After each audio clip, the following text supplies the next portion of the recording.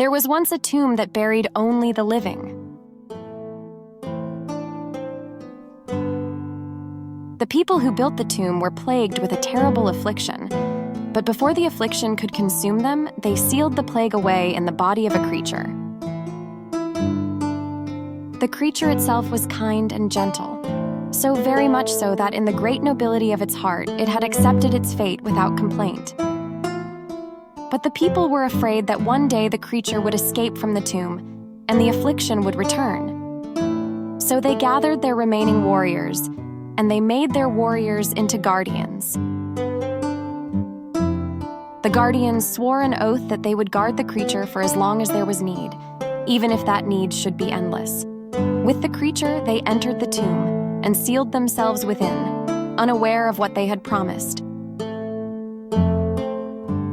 Years stretched on, and the guardians stood vigil. The affliction no longer threatened the people. And so, as people often do, they forgot.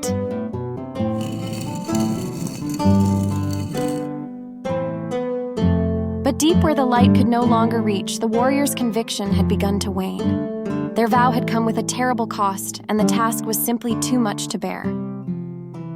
For who can truly comprehend the unending? Time had turned their duty into a torment, and they were consumed by desperation. They yearned for the light and the warmth of the sun, and they despised the darkness around them. When their desperation became rage, they betrayed the creature.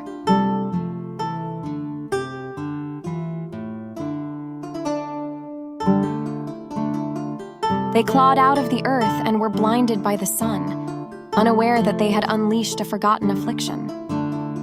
Are you done? Yes.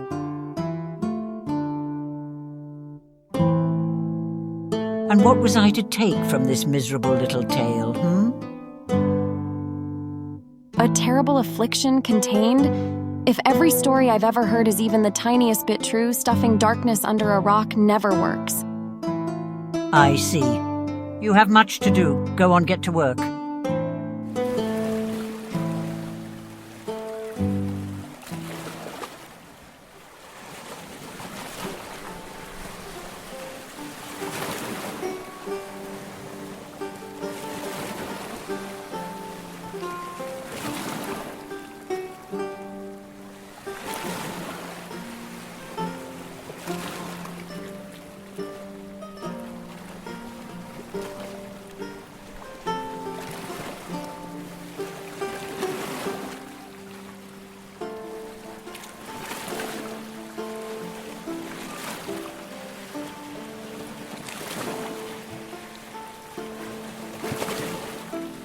What is it? Spice, my dear. But from where? Well, I'm not sure. All the plundering begins to get hazy after a while, does it? Such a suspicious mind. I really prefer to have at least a slight idea of what I'm getting when I trade. I realize this is an eccentricity of mine, but bear with me. Oh, surely you can guess at why it might be difficult for me to give you details. Why you might be better off not knowing. And that is exactly why I want to know where it came from. I don't know if I want to be involved in whatever this is. Calm down, it's nothing that scandalous, my dear. It's just spice, and a modest amount at that. I obtained it along with a few other equally mundane trinkets. Uh-huh. Besides, do you really care where I got it? Of course I care. Morality aside, ill-gotten gains have dangerous consequences. Look at you, concerned and worked up. You're not taking this seriously. That isn't true. I'm only certain you have nothing to worry about. Whatever it is you suspect about my other dealings, this little pouch of spice was a simple side venture, entirely legal and almost completely worthless. So, do we have a deal?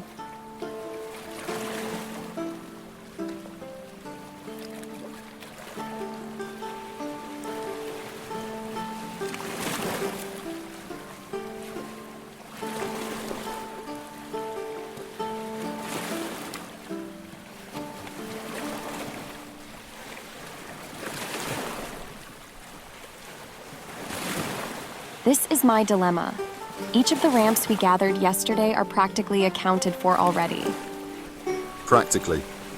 Try to imagine my situation, Rylan. We in Edric do not have many luxuries. We certainly don't have interest in fancy little pouches of spice. It's all very simple here. You're trying to haggle? With me? I can only spare a little. That is what I'm trying to make clear. You can't be serious. Survival is very serious, Rylan. This is livelihood and sustenance we speak of. And how much of your pack is a little? I would be happy to trade you 2 ramps in exchange for your pouch of spice. I can't. Have you lost your mind? You're trying to haggle with me, and when I was doing you a favor, this is a rare, exotic, exclusive product. But rare, exotic, and exclusive mean. Those are words that mean so little here in Edric. Ah, I see. And you insinuate that I am the thief between us. What'll it be, Rylan? Fine.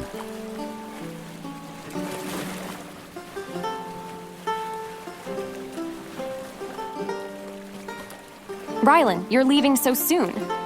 Itching for stories, aren't you? Well, yes, of course. You already knew that. All right. I can make a bit of time. Which story shall I tell? A woman after my own heart, I see. The Serpentine is as mighty a ship as they come. The waves throw themselves against us, and we sit defiant and sure. After sailing on a ship like that for a long time, you can start to feel comfortable, overconfident. But the sea has a way of reminding you of your place before too long. Any sailor old enough to grow a beard has probably learned that lesson twice over. We were up north years ago chasing a Rothley ship for weeks. Why? Why? Well, you know I don't remember. You don't remember? No, because the Rothley ship was lost and not all that important in the end. Not the point of the story anyway, and we're getting ahead of ourselves. We thought we'd lost the ship when we caught a glimpse of it on the horizon. We all balled our fists, opened the sails, full speed ahead. But the closer we got, the clearer it became that the Rothley ship wasn't moving. It wasn't fleeing from us, as it rightly should have been. When we got close enough to see her deck, see all her crew scrambling about not paying us the least bit of attention, even though we're the ones they'd been fleeing from for weeks. Instead, they kept looking over the deck down beneath. So naturally, we started looking down beneath too. It was slight at first, barely there. There was a shadow beneath the Rothley ship, something massive. So Captain decided it was a good time to give the Rothley ship some space. Something massive in the ocean, you leave it be. Despite our wise captain, a lot of the men wanted to take the Rothley ship while it was crippled, couldn't understand why the captain was moving us away. They'd been chasing it for as long as they were, and they were itching for the end. But good thing our captain's cautious, because as you'd guess it, we look over when we hear the great roar of water rushing, the sound of that massive thing rising up out of the sea. We all got quiet and watched. The Rothley ship was caught right in the middle of the rising behemoth. The behemoth held the ship in place with some kind of appendage, a massive bony spire that skewered the Rothley ship like a cooked squirrel.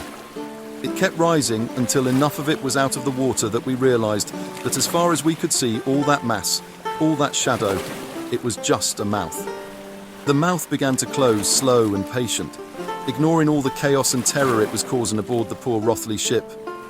I had a spyglass, you know. Always been too curious for my own good. Watched a bunch of the crew jump overboard. Why, I'll never know, or just go down with the ship, especially when all they were doing was jumping into a giant mouth. But who knows what goes through someone's mind right about then, eh? After it swallowed the ship, it began to sink back under the water again. We didn't stay to watch any longer. Well, there's your story, my dear. Goodbye. See you tomorrow, eh?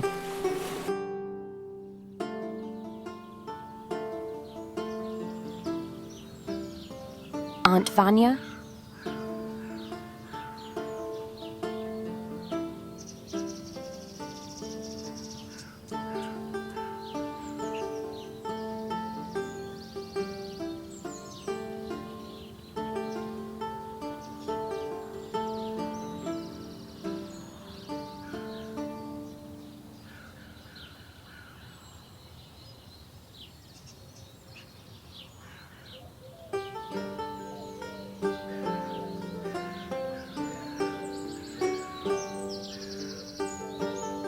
What are you doing?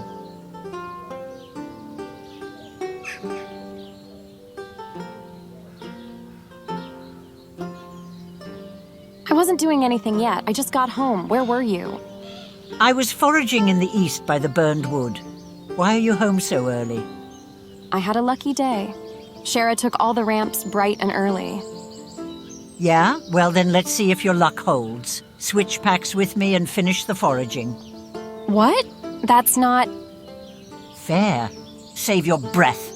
I have business in the village tonight, and my back is already sore.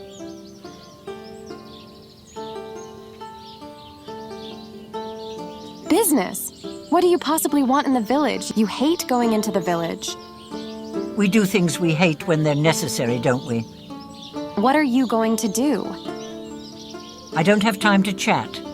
Neither do you, not with a whole forest to forage.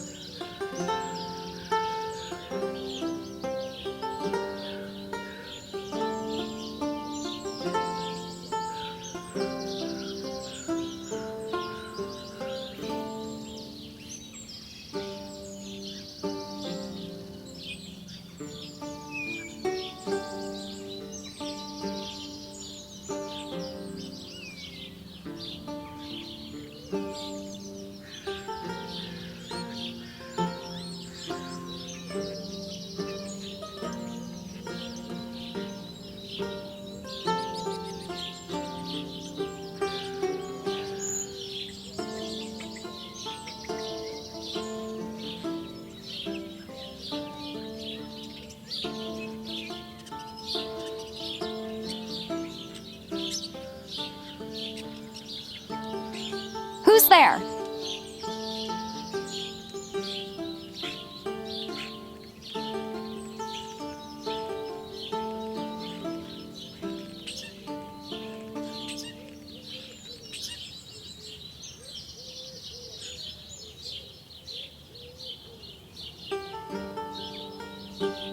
Aunt Vanya. What's gotten into you? There was someone in the woods. Was there? A person. A man, I think. Dark clothes. A man in dark clothes. Perhaps it was Borthis. No, I called out, and he didn't respond.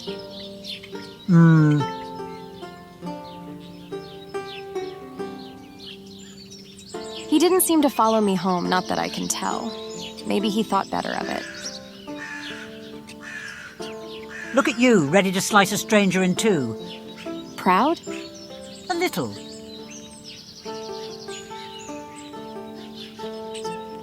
Here. It smells sweet. Well, don't get used to it.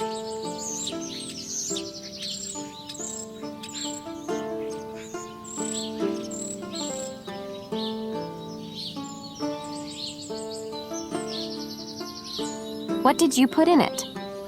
Some of that spice. Some what? Ryland's spice? You just put it in my drink? It smelled like it would be good for it.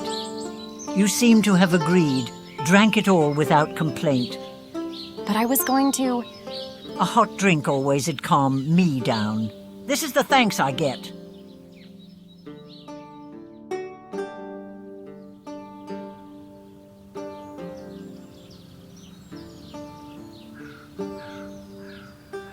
Where is it? You going mad on me, girl?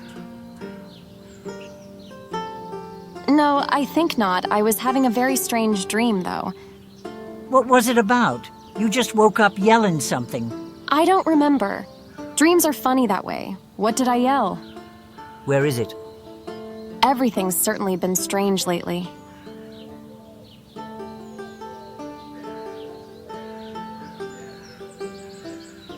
Maybe Ryland would know more about that man I saw yesterday. Assuming it wasn't Rylan in the first place. It wasn't. They looked different. Oh, you got a good look at him? Well, no. I'll be gone then. Get your work done. You're leaving? Yeah? Not much choice. Starving is the worst kind of death.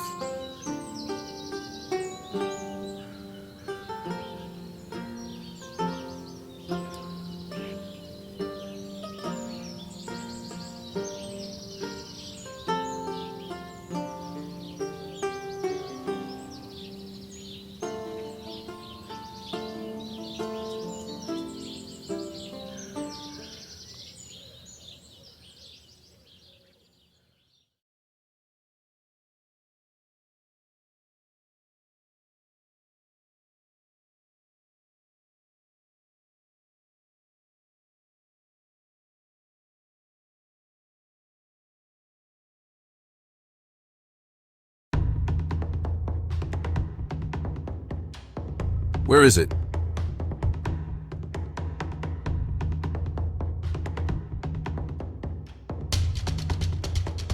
Where is the Kuthintel? Where is it?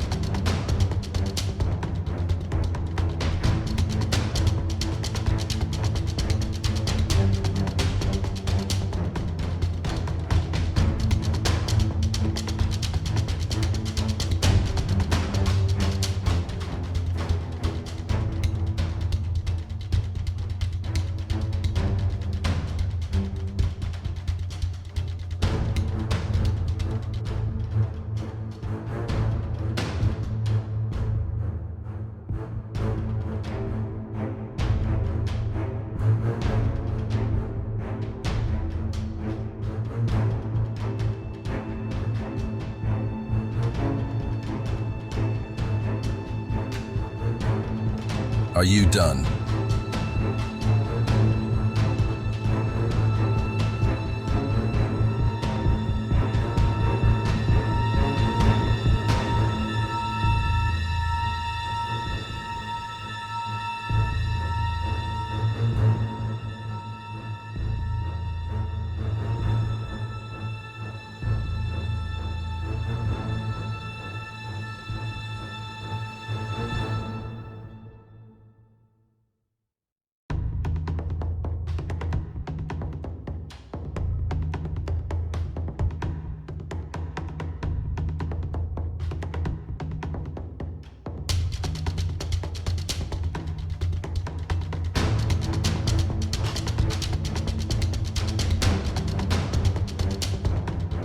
What?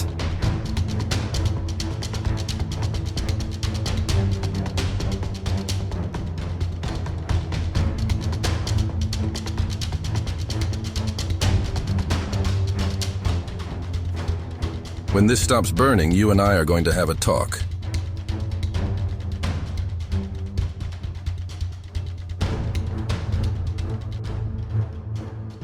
I know where you live. Since you seem to prefer things violent, I can meet you halfway, unless you've changed your mind.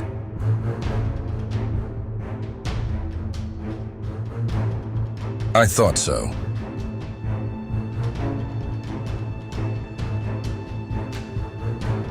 I can't say I expected some human in a place like this to get the upper hand. Do you even know what I am? You're an elf, aren't you? That is simple enough to figure out. The real question is, what kind of elf am I? I don't know that much about elves. Then I suppose it doesn't matter. All you really need to know is that the Kuthintal belongs to my people. The what? The Kuthintal. It is mine, and you will give it to me.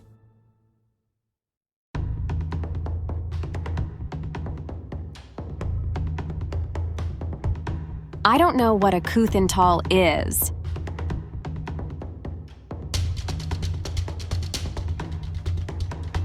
Calling it by another name?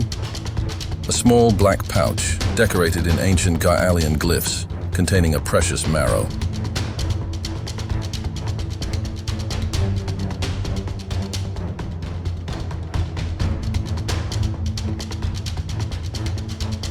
I still don't know what you're talking about.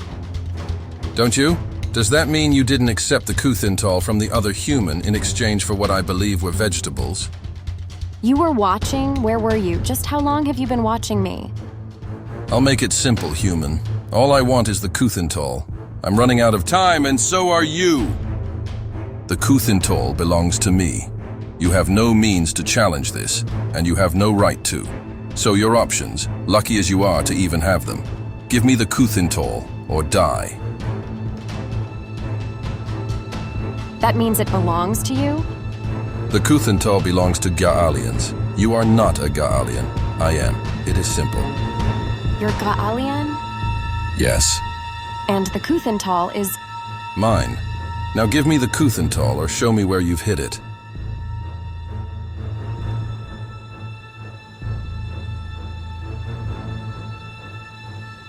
Fine, but it isn't with me.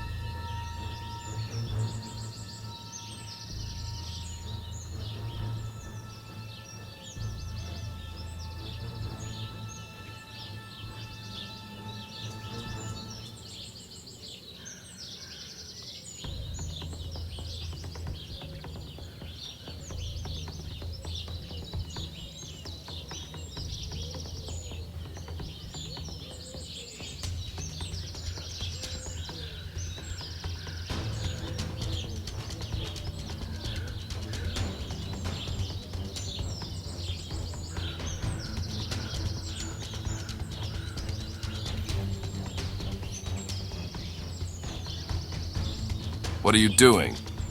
I'm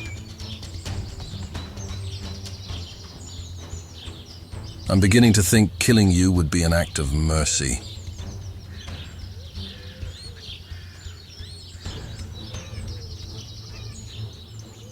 You don't seem like you're the mercy sort. The Kuthental is empty!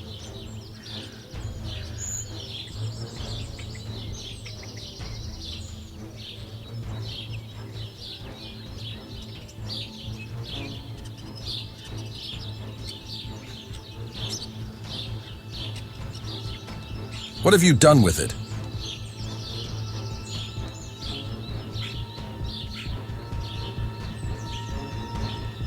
Answer!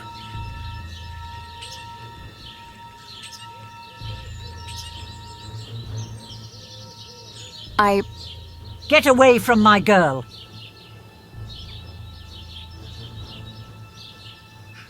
The old woman. What's going on? You two have done something with the Kuthental. The what? The Kuthental, in a pouch, black. The spice? It is not spice. It is precious, rare, sacred marrow, and it belongs to my people. Well, it's gone.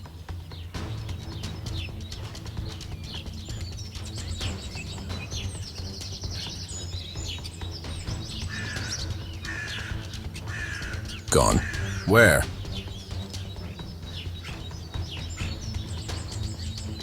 She drank it. Drank it? Vanya.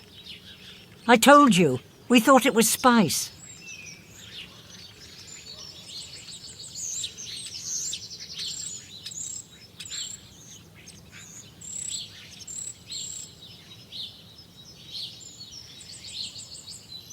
Well, that's it then.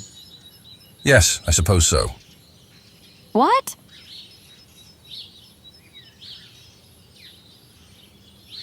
So much for history and its offerings.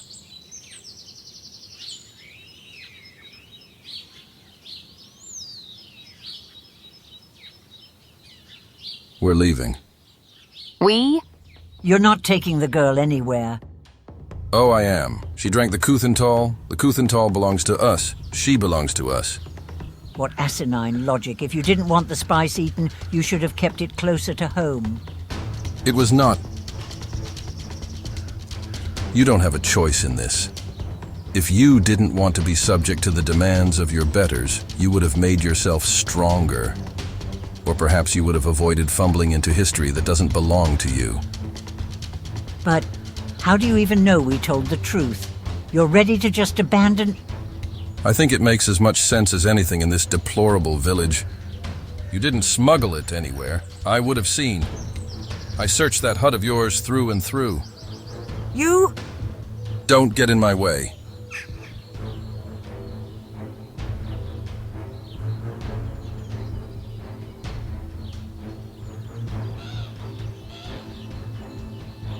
And do you think I'll just politely accept this? No, I expect you wouldn't. But do you think I'll just politely accept your refusal?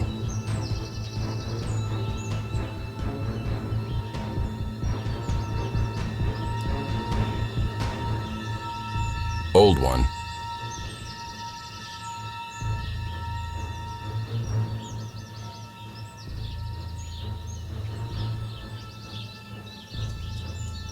I understand you're eager to risk your own life, but you don't want your aunt getting caught in the fray, do you?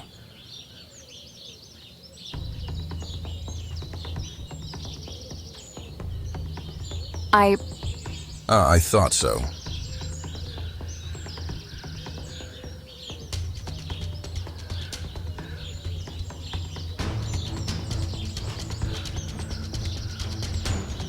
Vanya? Elf, leave her alone. Vanya.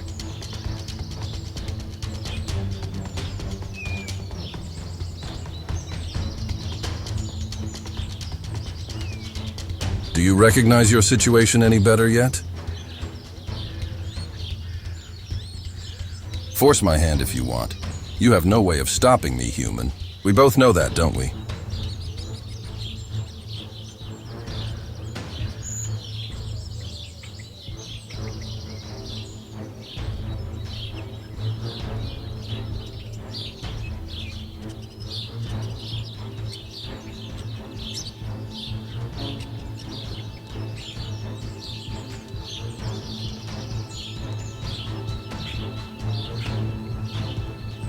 What did you do to my aunt? I kept her out of our way. What does that mean? It means she is no longer a concern. And what does that mean? What do you think? Just give me a straight answer. Why would I do that? You've been behaving well, not knowing.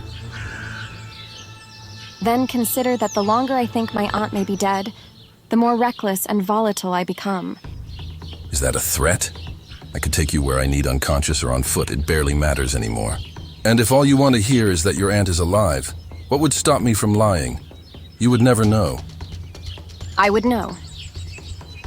Oh, really? Fine. Let's see. Your aunt will most likely survive, unless she's weaker than she appears. She's stronger, if anything. Then worry not. This way.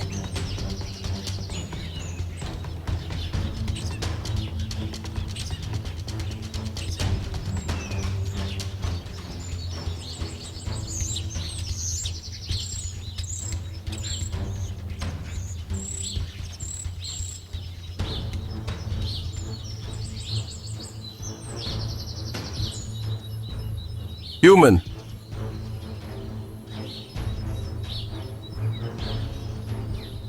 Elf?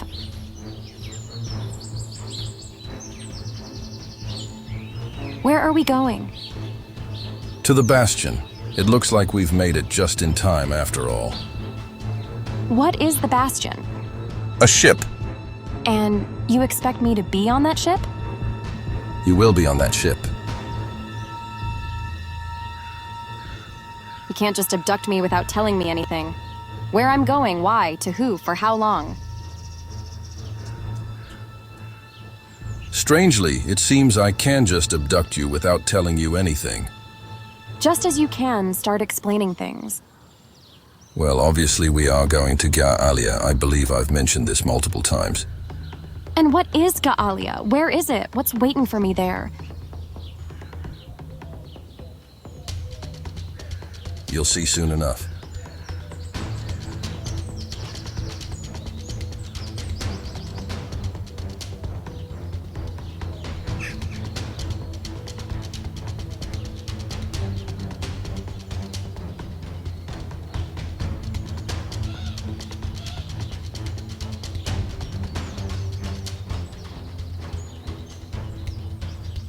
Huh, you and I made good time. I thought we were going to be late. Stay put. You'll board shortly. Weave a basket or have some children, or whatever it is you humans do.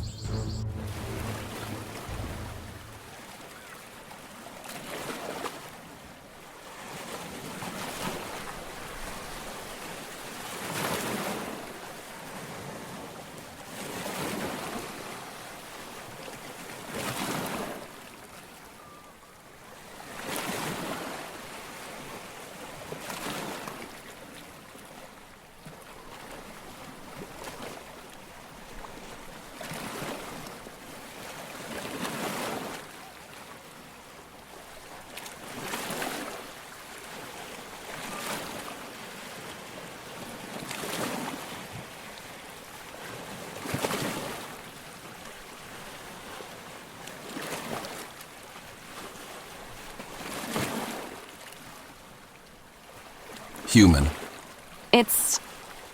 We're leaving.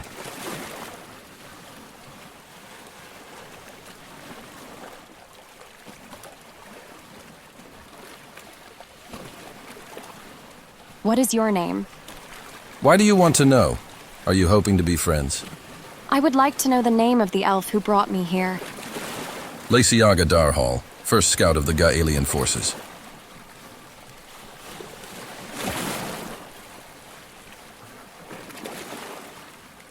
Get moving, human. Move quickly.